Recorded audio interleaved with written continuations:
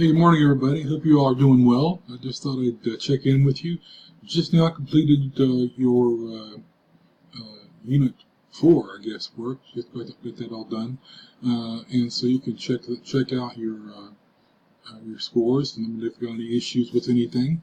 One thing I'd like to just recommend to you that you do in the current thing you're working on, if you're still doing Unit 5 and working on 6 coming up, that you take really good care in recording the information that you have to record to get the precision you need. I know these labs are not expensive equipment, but you can still get some reasonably good results out of them if you take care in doing it. Some of you lost a little points in the last one because the timing measurements were not as accurate as they needed to be. I know it's kind of tough to do sometimes, but it's possible. I did it, and if I did it, anybody can do it.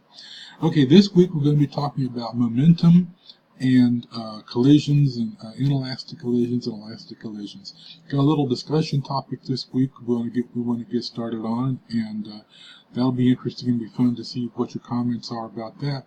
And there's also then a lab on momentum itself that I think you'll have a lot of fun with.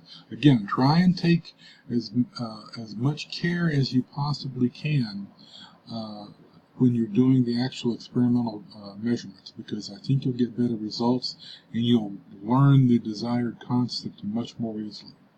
I hope you found this a little bit helpful, a little bit entertaining, and I will talk with you as soon as you need to. Remember, I'm always available to take your calls. I prefer text at first, but if you want to talk to me, please do. I'm happy to help you out as much as I can. Have a really good day, and tomorrow I'm watching a football game in the afternoon. If any of you are Green Bay fans, it's okay. My son is too.